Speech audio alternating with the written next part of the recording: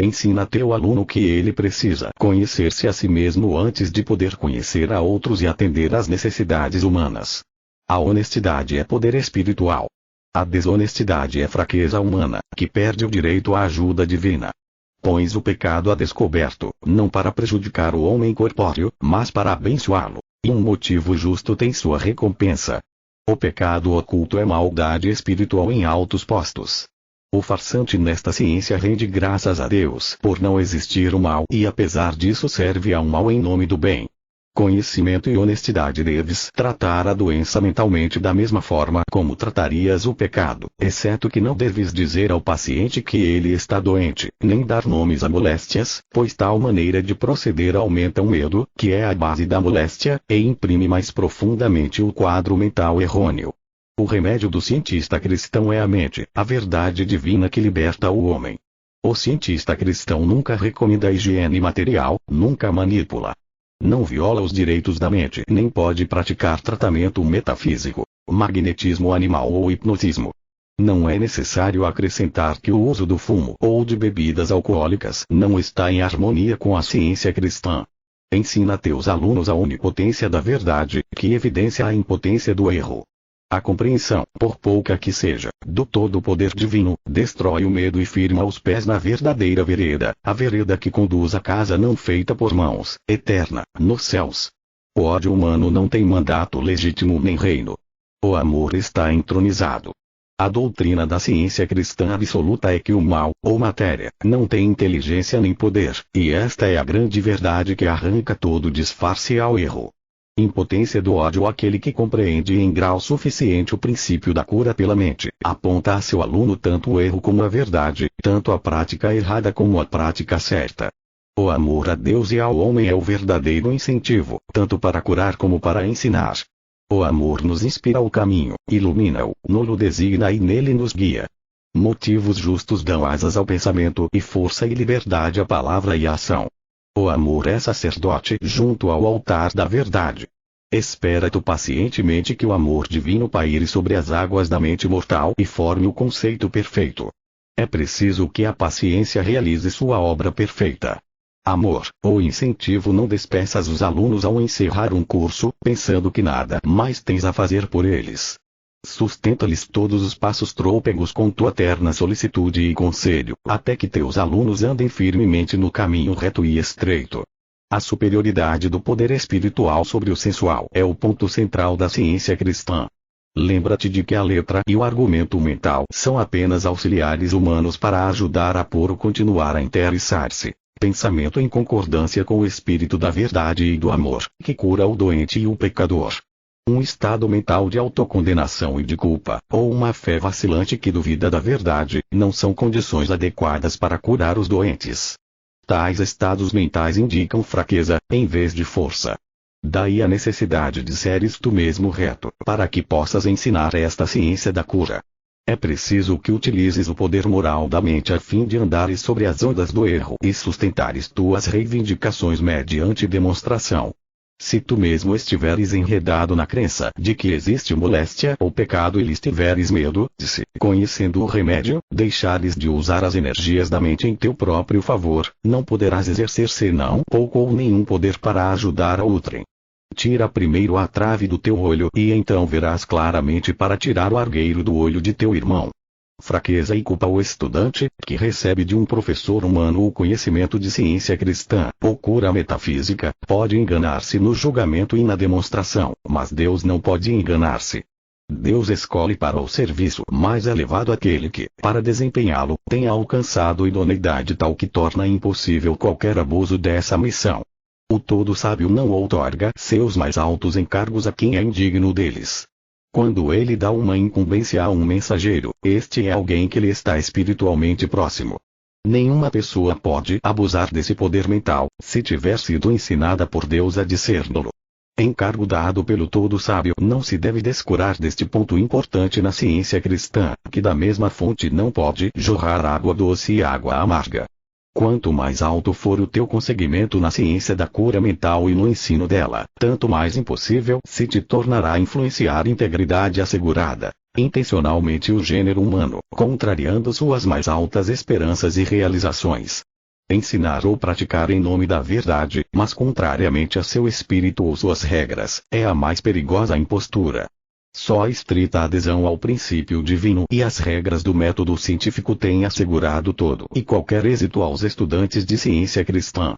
Só isso lhes dá o direito à alta consideração de que a maior parte deles goza na comunidade, reputação essa a que fizeram jus pelos seus esforços.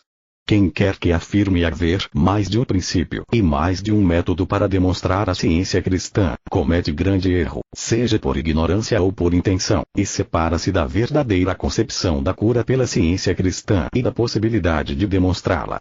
Impossível a chicanice. Qualquer desonestidade na tua teoria e na tua prática revela uma ignorância crassa do método da cura pelo Cristo.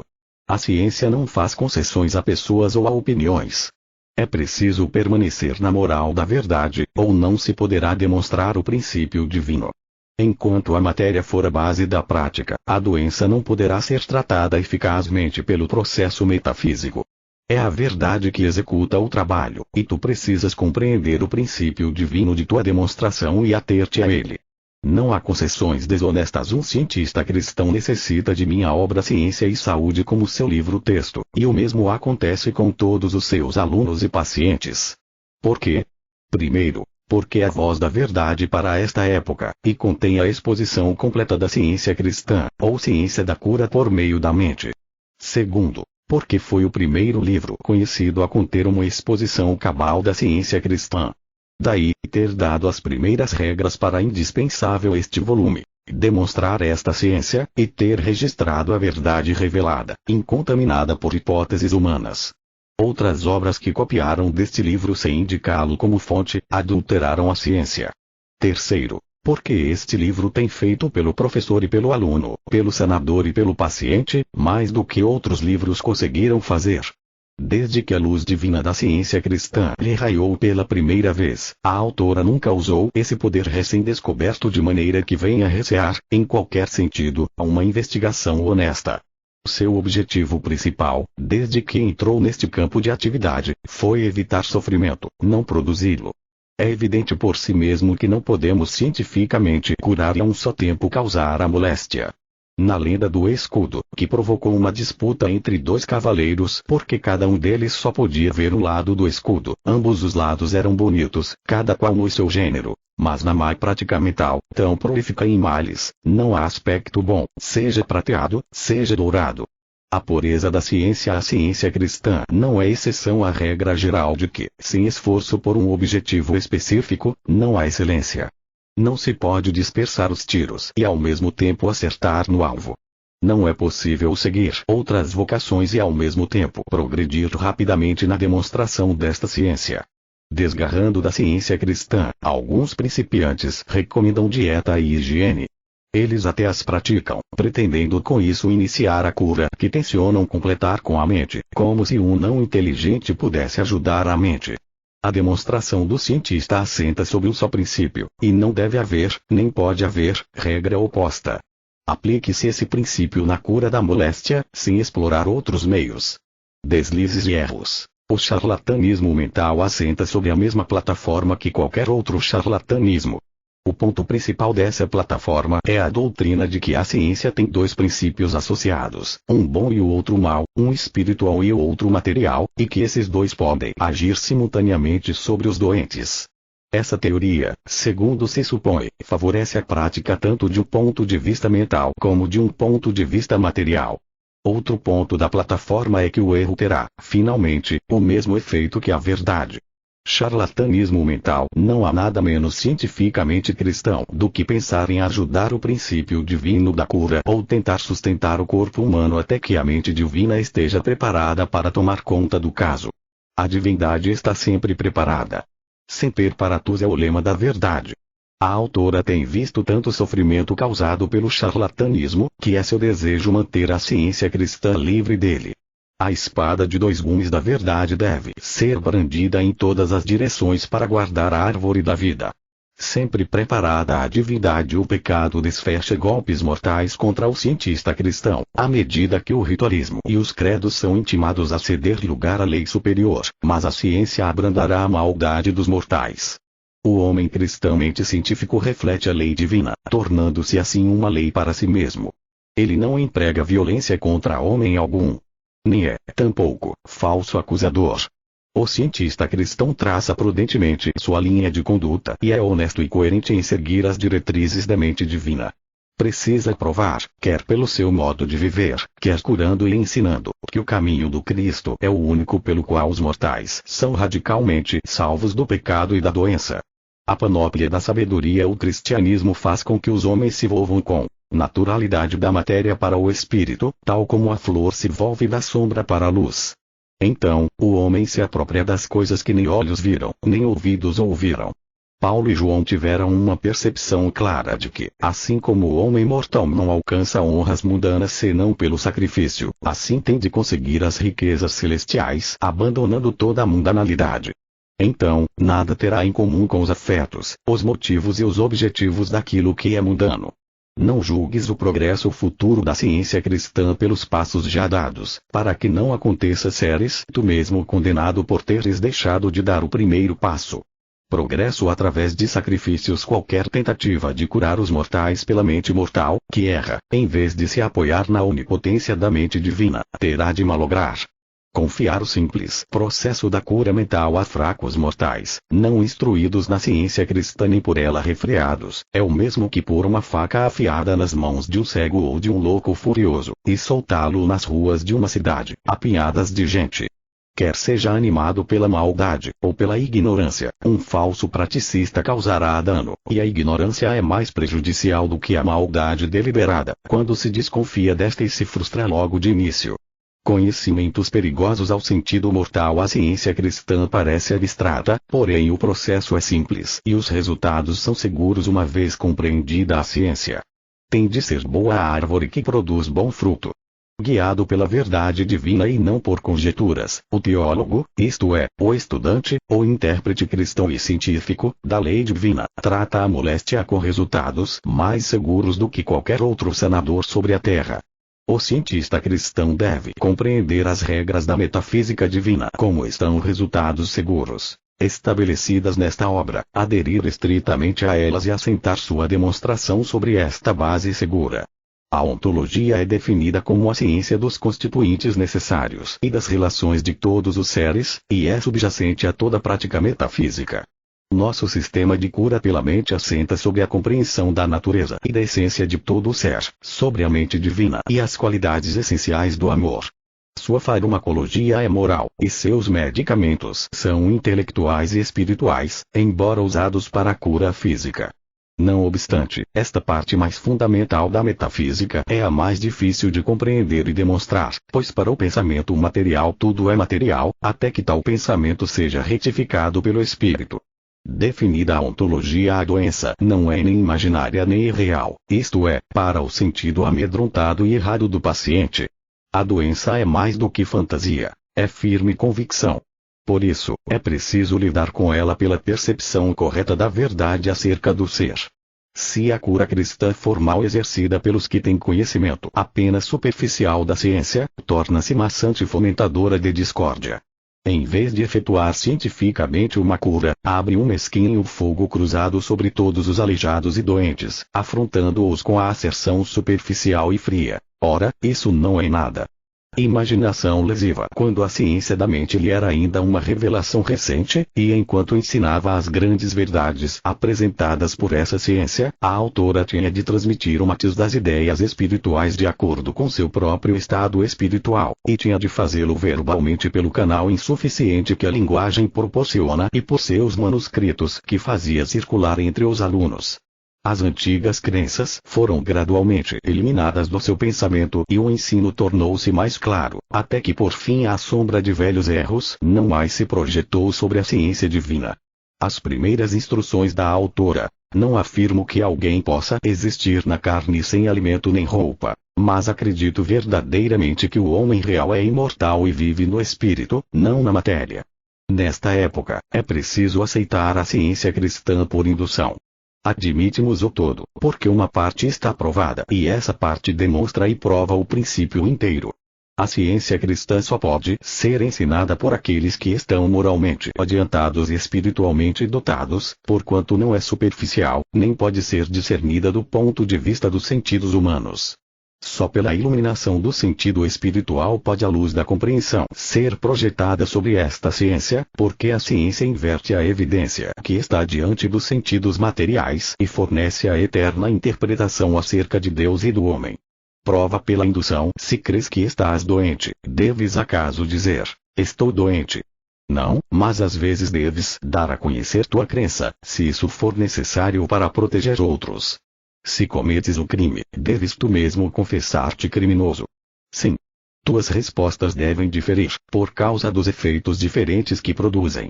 Em geral, o admitires que estás doente torna teu caso menos curável, enquanto que o reconheceres teu pecado ajuda a destruí-lo. Tanto o pecado como a doença são erros, e seu remédio é a verdade. A verdade sobre o erro é que o erro não é verdadeiro, portanto, é irreal. Para provar cientificamente o erro ou a irrealidade do pecado, é preciso primeiro ver a pretensão do pecado, e então destruí-la. Ao passo que, para provar de modo científico o erro ou a irrealidade da moléstia, tens de apagar mentalmente a tua visão da moléstia. E então não sentirás a moléstia, e ela estará destruída. O ensino sistemático, o crescimento espiritual do aluno e a experiência deste na prática, são necessários para se compreender profundamente a ciência cristã. Algumas pessoas assimilam a verdade mais depressa do que outras, mas qualquer aluno que se atenha às regras divinas da ciência cristã e se imberba do Espírito de Cristo, pode demonstrar a ciência cristã, expulsar o erro, curar os doentes e aumentar continuamente seu cabedal de compreensão espiritual, de potência, de iluminação e de êxito. Rapidez de assimilação: se o aluno sair a praticar os ensinamentos da verdade apenas em parte, dividindo seus interesses entre Deus e as riquezas, e substituindo a verdade pelas próprias opiniões, inevitavelmente há de colher o erro que tiver semeado. Quem quiser demonstrar a cura segundo a ciência cristã precisa ater-se estritamente às suas regras, estar atento a cada declaração e avançar a partir dos rudimentos estabelecidos. Nada há de difícil ou trabalhoso nessa tarefa, quando o caminho está indicado, mas só a abnegação de si mesmo, a sinceridade, o cristianismo e a persistência obtêm o prêmio, como geralmente acontece em todas as atividades da vida. Lealdade dividida. A anatomia, quando espiritualmente concebida, é o conhecimento mental de si mesmo e consiste na dissecação dos pensamentos para descobrir-lhes a qualidade, a quantidade e a origem. São divinos ou humanos os pensamentos? Eis a questão importante. Esse ramo do estudo é indispensável para a excisão do erro. A anatomia da ciência cristã ensina quando e como sondar as feridas do egoísmo, da malícia, da inveja e do ódio, que nos causamos a nós mesmos. Ensina a controlar a ambição desenfreada. Desenvolve as sagradas influências do altruísmo, da filantropia, do amor espiritual. Insiste na necessidade de se governar o corpo tanto na saúde como na doença. Por compreender a anatomia mental, o cientista cristão definida a anatomia, discerne e combate a verdadeira causa da moléstia.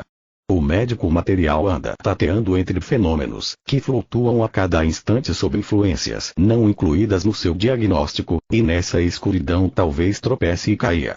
O professor e o aluno devem também estar familiarizados com a obstetrícia ensinada por esta ciência.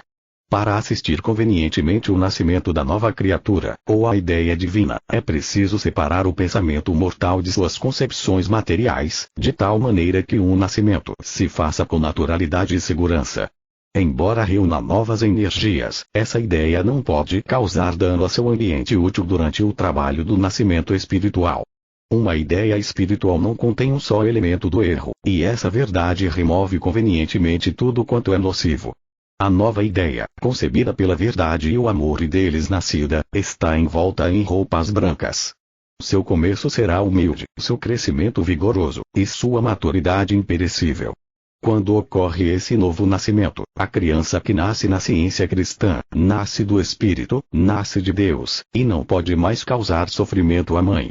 Disso depreendemos que a verdade está presente e realizou sua obra perfeita. Obstetrícia científica decidir rapidamente quanto ao tratamento adequado para o erro, quer o erro se manifeste sob a forma de doença, pecado ou morte, é o primeiro passo para a destruição do erro.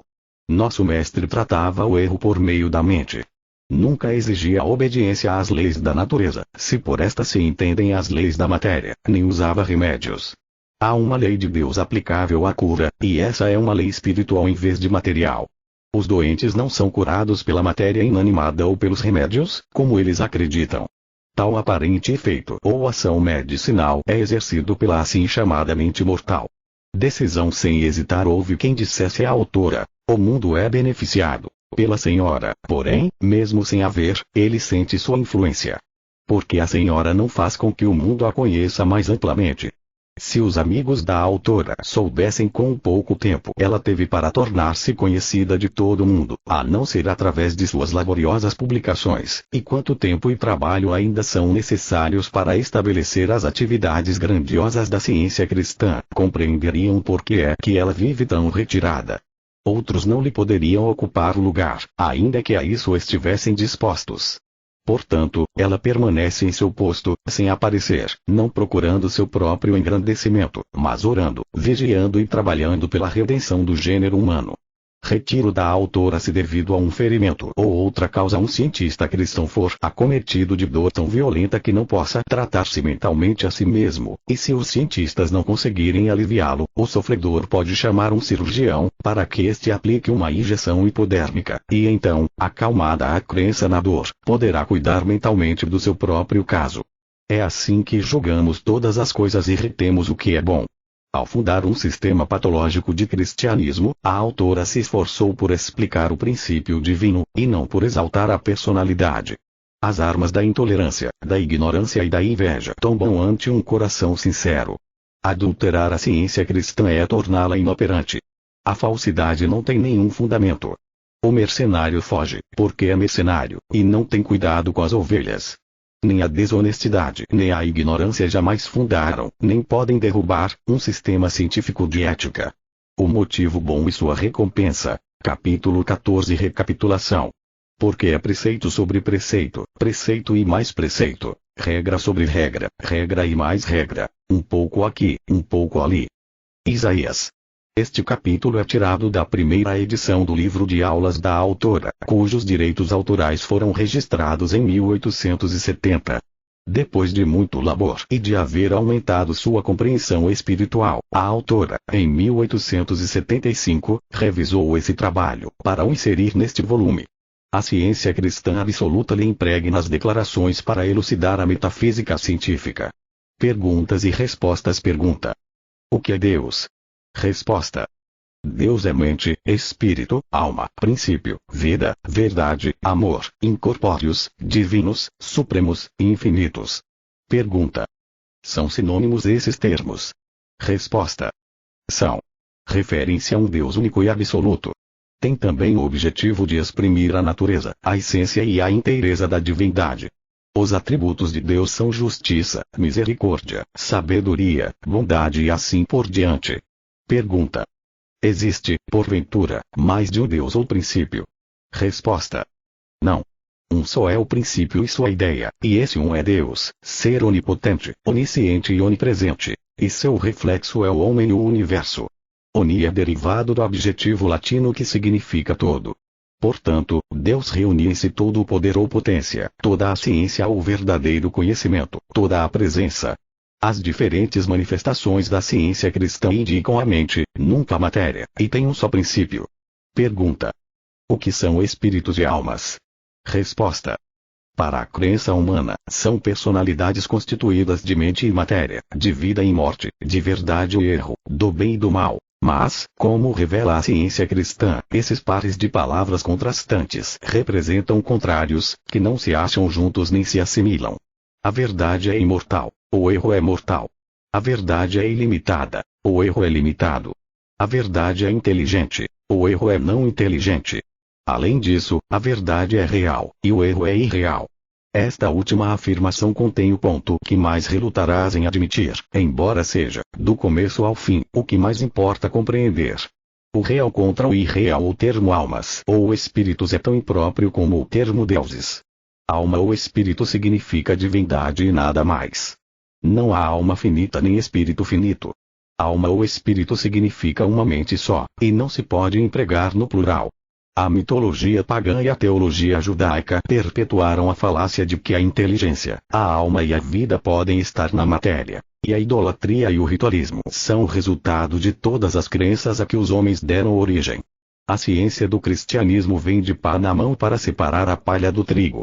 A ciência revelará Deus corretamente, e o cristianismo demonstrará essa revelação e seu princípio divino, melhorando o gênero humano física, moral e espiritualmente. Redimido o gênero humano. Pergunta: quais são as exigências da ciência da alma? Resposta: a primeira exigência desta ciência é: não terás outros deuses diante de mim. Esse mim é espírito. Por isso, esse mandamento significa: não terás inteligência, vida, substância, verdade, amor, que não sejam espirituais. A segunda é semelhante à primeira: amarás o teu próximo como a ti mesmo. Deve-se compreender bem que todos os homens têm uma e a mesma mente, um e o mesmo Deus e Pai, uma e a mesma vida e verdade, um e o mesmo amor. O gênero humano tornar-se-á perfeito à proporção que esse fato ficar evidente. As guerras cessarão e a verdadeira fraternidade do homem será estabelecida. Não tendo outros deuses, não recorrendo a nenhuma outra mente para o guiar, senão a única mente perfeita, o homem é a semelhança de Deus, puro e eterno, e tem aquela mente que havia também em Cristo. Dois mandamentos principais. A ciência revela que o espírito, a alma, não está no corpo, e que Deus não está no homem, mas é refletido pelo homem. O maior não pode estar no menor. A crença de que o maior possa estar no menor é um erro que produz o mal. Um ponto capital na ciência da alma é que o princípio não está na sua ideia. O espírito, a alma, não está encerrado no homem e nunca está na matéria. Quando raciocinamos partindo do efeito para lhe achar a causa e concluímos que a matéria é o efeito do espírito, raciocinamos imperfeitamente. O raciocínio a priori, porém, mostra que a existência material é enigmática. O espírito fornece a ideia mental verdadeira. Não podemos interpretar o espírito, a mente, por intermédio da matéria.